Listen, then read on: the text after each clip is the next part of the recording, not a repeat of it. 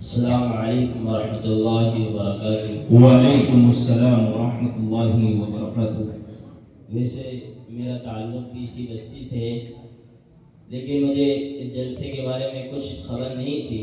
بہرحال ابھی مغرب کے بعد بھائی نے فون لگایا، پھر میں آیا۔ اب میں نے کہا جلسہ چل رہا ہے تو بہتی گنگا میں اپن بھی ہاتھ دھو ہی لیں۔ میں نعت پڑھتا ہوں۔ جی ارشاد۔ اے صبا ہو جو طیبہ میں تیرا گزر، اے صبا ہو جو طیبہ میں تیرا گزر، کہنا آقا سے امت پریشان ہے۔ سبحان اللہ۔ صبا ہو جو طیبہ میں تیرا گزر، جس کو سینچا تھا دے کر لہو آپ نے، جس کو سینچا تھا دے کر لہو آپ نے، جانے کیوں وہ چمن آج ویران ہے۔ اے صبا ہو جو طیبہ میں تیرا گزر، کہنا آقا سے امت پریشان ہے۔ اٹھتی رہتی ہے ظلمت کی ہر سو گھٹا،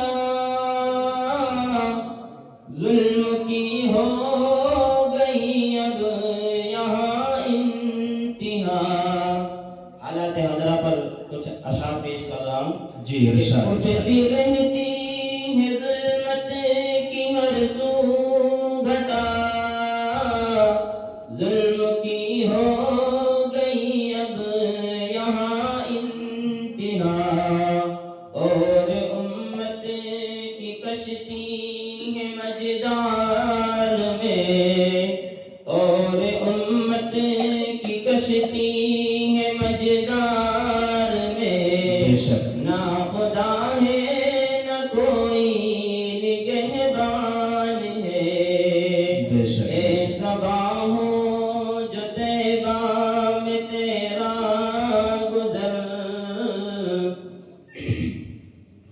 باغ جس چمن کے وہ خیر البشر، باغ جس چمن کے وہ خیر البشر، جس کے مالی ہو ابو بکر حضرت عمر، جس کو سیراب عثمان و حیدر کرے، جس کو سیراب عثمان و حیدر کرے، زد میں طوفان کے اب وہ گلستان ہے۔ بے شک، اے بے شک۔ صبا ہو جو طیبہ میں تیرا گزر، کہنا آقا سے امت پریشان ہے۔ اب میں آخر کے دو مصرے پڑھتا ہوں، بغور سماعت فرمائیں۔ بالکل ارشاد۔ کہ اپنے اپنے گریباں میں منہ ڈال کر، سونے دوستو، سنیں بالکل غور سے۔